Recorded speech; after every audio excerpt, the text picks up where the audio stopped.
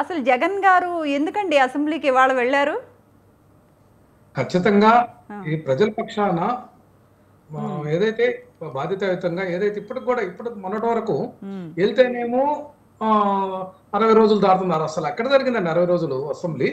దాన్ని పదవి నిలబెట్టుకోవడానికి అంటారు. వెళ్ళకపోతేనేమో హ్మ్. ప్రజల యొక్క నేను బాధ్యతలు అనలేదు సార్. ఆయన సడన్గా కొట్టాడు. నేను రాని ఎందుకు చదువుకోలేదు సార్. ఆగయ్యా నేను ఎవరు రావద్దు అంటాం. ఆగండి, అబద్ధాలు మరలా చెప్తారు, ఆగండి. అబద్ధాలా?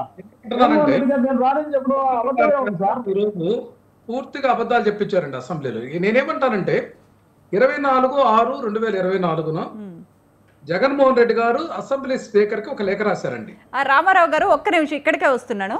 నిజంగా రామారావు గారు చెప్పండి, ఒక పార్టీ అన్నది పక్కన పెట్టేస్తే ఏ గవర్నర్ అయినా ఎవరు అధికారంలో ఉంటారో వాళ్ళు ఇచ్చిన స్క్రిప్టే చదువుతారు కానీ వేరే స్క్రిప్ట్ చదువుతారు. నిజంగా మీరు గుండెల మీద చేసుకొని చెప్పండి, ఏ గవర్నర్ అయినా గవర్నమెంట్లో ఎవరుంటే వాళ్ళు ఇచ్చే స్క్రిప్టే చదువుతారు. అబద్ధాలు అవని ఏమవని whatever it may be, మీరు ఇచ్చిన స్క్రిప్టే ఒకప్పుడు గవర్నర్ చదివారు, మళ్ళీ ఇప్పుడు కూడా టీడీపీ వాళ్ళు ఇచ్చిన స్క్రిప్టే చదువుతారు. ఇందులో వింతేముందండి? ఇందులో వింతేం లేదుగా. మీరు అబద్ధాలు చెప్పారంటే మీకు ఏం వంక కావాలి చెప్పండి? ప్రజల పక్షాన పోరాడతానన్నారు, పోరాడాలి కదా. శాసనసభ స్పీకర్ కి 24/6/24 లేఖ రాస్తే దాన్ని ఈ రోజు వరకు సమాధానం చెప్పలేదు. మీకు ప్రతిపక్ష హోదా ఇస్తున్నాము ఇవ్వలేకపోతున్నాము అనేది డిసైడ్ చేయలేరా? అది గవర్నర్ గారు కూడా దాన్ని పట్టించుకోలేదు అనేది ఒక అంశం అయితే, గవర్నర్ గారి నోటితోటి మళ్ళీ పచ్చబద్దాలండి. ఇప్పుడు 2047కి స్వర్ణాంధ్ర కళను సాకారం చేస్తామని గవర్నర్ గారి నోటితో చెప్పిస్తున్నారంటే, అట్లాగే ల్యాండ్ టైటిలింగ్ యాక్ట్ ఎన్డీఏ కూటమి విజయం సాధించింది, బ్రహ్మాండంగా చేస్తున్నామని చెప్పుకుంటున్నటువంటి పరిస్థితుల్లో ల్యాండ్ టైటిలింగ్ యాక్ట్ ఎవరు తెచ్చారండి? కేంద్ర జగన్మోహన్ రెడ్డి గారు రాక గురించి తీసుకొచ్చినటువంటి ల్యాండ్ టైటిలింగ్ యాక్ట్ ని మేము రద్దు చేస్తున్నాం. అసలు రద్దు చేయడం కుదురుతుందా? ఇది ఓన్లీ జగన్మోహన్ రెడ్డి గారి సర్కారు దాన్ని అడాప్ట్ చేసుకున్నది. ఈ అంశం కూడా గమనించకుండా అబద్ధాలు చెప్తారు. గతంలో చంద్రబాబు నాయుడు గారు కూడా బెల్ట్ షాపులు రద్దు చేస్తున్నాం అని చెప్పారు 2014. బెల్ట్ షాపులు అనేవే చట్టవిరుద్ధమైనటువంటి షాపులు, వాటి రద్దు చేస్తున్నామని సంతకం పెట్టాడండి. ఇటువంటి మాయాజాలం ఆంధ్రప్రదేశ్ లో నడుస్తుంది అనేది కంటెంట్ అండి. నేనేం చెప్తున్నానంటే, ఈ యొక్క గవర్నర్ గారు చెప్పేటప్పుడు గతంలో రాష్ట్రము గత ప్రభుత్వంలో నష్టపోయింది, ఎన్ని పొలిటికల్ వ్యాఖ్యలు గవర్నర్ గారు అవన్నీ కూడా తీసేసుకోవాలండి.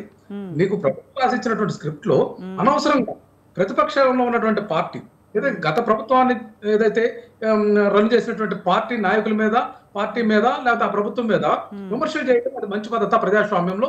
చూడండి, ఇక్కడ ప్రజాస్వామ్యం డీవియేషన్ అవుతుంది.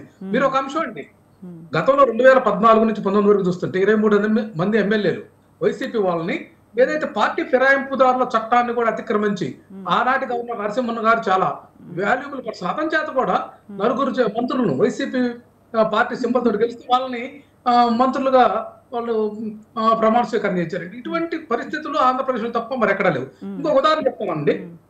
2015లో ఆమ్ ఆద్మీ పార్టీ 67 సీట్లు గెలిచిందండి 70కి ఢిల్లీలో. బీజేపీ 3 వస్తే అక్కడ విజేంద్ర గుప్తా అనేటువంటి వ్యక్తిని ప్రతిపక్ష నాయకుడిగా నియమించారు. ఈ అంశాలన్నీ ఉన్నాయి. మరి ఇక్కడ ఆన్సరబుల్ లేకుండా ఎందుకు మీరు ఉంటున్నారు? ఎందుకు దొంగచాటుగా? సరే రామారావు గారు, సరే మీరు ప్రతిపక్ష హోదా మీకు కావాలంటే మీరు ఏ అంశాలు మీరు లేవనెత్తుతున్నారు చెప్పండి? మీకు ఎందుకు ఇవ్వాలి ప్రతిపక్ష హోదా? ఇక్కడ ఒకటండి, వాస్తవంగా 2వ స్థానంలో ఉన్నటువంటి జనసేన పార్టీ ప్రతిపక్ష హోదా రావాలి. కానీ అధికార పక్షంలో కలిసినప్పుడు దానికి ప్రత్యామ్నాయంగా ఉన్నటువంటి వైఎస్ఆర్ ఇప్పుడు వాళ్ళు ఏమంటున్నారంటే, జనసేన అధికారంలో ఉండి కూడా మేమే ప్రతిపక్షాన్ని, పిఐసి చైర్మన్ కూడా ఎట్లా తీసుకుంటారండి?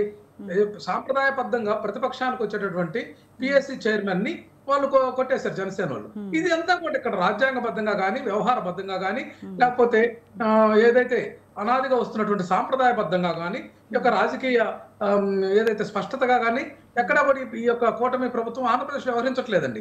కేంద్రంలో ఒక మాట, రాష్ట్రంలో ఒక మాట చెప్తారు. ఎన్డీఏ ప్రభుత్వం అంటారు, ఇది డబుల్ ఇంజిన్ సర్కార్ అంటారు. ఇదంతా కూడా ప్రజల్ని మళ్ళీ మభ్యపెట్టి మోసపుచ్చే కార్యక్రమం తప్ప ప్రజలకు కానీ ఈ యొక్క ఆంధ్రప్రదేశ్ రాష్ట్రానికి కానీ మంచి చేసేటటువంటి ఆలోచన వీళ్ళకి ఏమాత్రం లేదండి. కాకపోతే ప్రతిపక్ష నాయకుడు ఉన్నటువంటి జగన్మోహన్ రెడ్డి గారిని రాజకీయంగా ఇబ్బంది పెట్టడానికి రకరకాల అంశాలు. రామారావు గారు, నా క్వశ్చన్కి ఆన్సర్ చెప్పలా. మీకు ఎందుకు ఇవ్వాలి ప్రతిపక్ష హోదా? ఒక 4 అంశాలు చెప్పండి. ప్రతిపక్ష హోదా ఉంటేనే సరి అయిన సమయం వస్తుందండి, లేకుంటే సమయం రాదు. ప్రజల పక్షం మనం మాట్లాడాలంటే